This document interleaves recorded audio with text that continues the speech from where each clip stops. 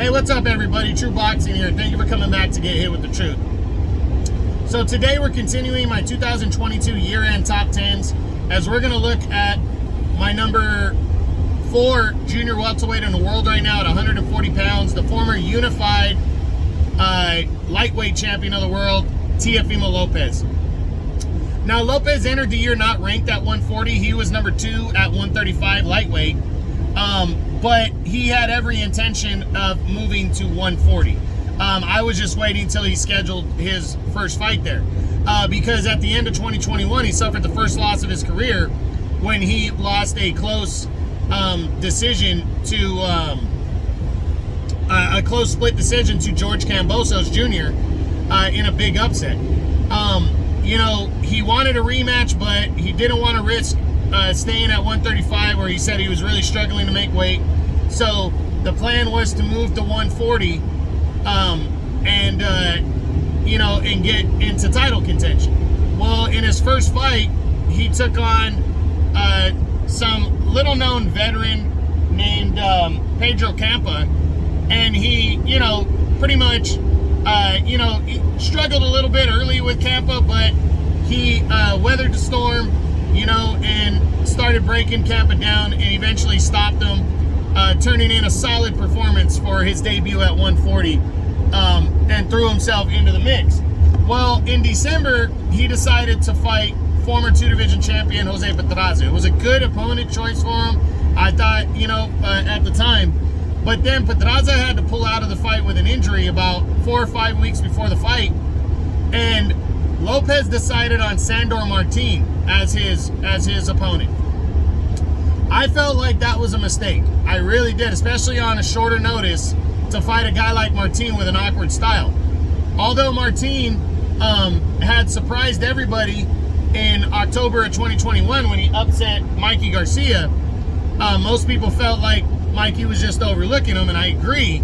But Martin had that tricky southpaw boxing style and can take shots, and I felt like on short notice that would give Lopez trouble, and I was exactly right. Lopez threw more punches and, you know, did okay. It wasn't a bad performance. It just wasn't what we were expecting. And what's his name? You know, Martin landed some good shots himself. They went to the scorecards after 10, where Lopez took a close, controversial split decision as he, you know, remains undefeated at 140. But, you know, again, there was controversy. Wasn't a good, strong performance. A lot of people were criticizing him. I personally felt like he was overlooking Martin, and it was also just a bad style matchup for him. So I'm not really taking too much away from that fight, you know. But we definitely want to see how he responds in his next fight. And, you know, it really is kind of up in the air on what he's going to decide to do. You know, we know he wants Josh Taylor for the WBO title. He's actually, I believe, he's ranked number 1 in the WBO right now. Yes, he is. He's 25 years old, so he's still very young. And he's 18-1, 13 knockouts. Now, he wants Josh Taylor. The earliest that fight could happen would be in the summer, probably, because Taylor's fighting Catterall in a rematch. Now, what would he do in the first half of the year before setting up a potential showdown with Taylor? If Teo is smart, and I think Teo is, I would really focus on a rematch with George Kambosos at 140. Ask Bob Arum to pay Kambosos a shitload of money to come to the States and fight Lopez in a rematch at 140 pounds. Leave no doubt, go dominate Kambosos and shake off this loss. Now, there's also the option of fighting Martin again on a full camp. I think Lopez could beat Martin more convincingly, but does he really want to dip into that well again? You know, against a bad style matchup? I don't know if he knocks Martin out. So that's the thing. Come out and try to be impressive, but get a legitimate fighter in the ring. Don't just settle for some scrub, even though I think he might. But I would try to lock down the WBO's top spot. That way it's a mandatory fight between him and Taylor in the second half of the year. And that's what I would do. That would be my goal if I'm Lopez, is don't look back at Martin. Look forward.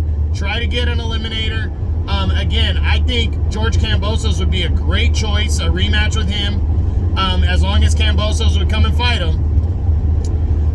And I think Lopez really can beat most guys at 140.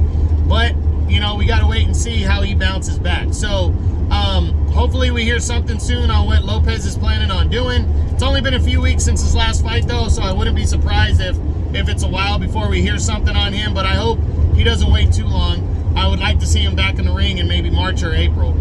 But, you know, we'll see what goes down. But that's it. That's what I got.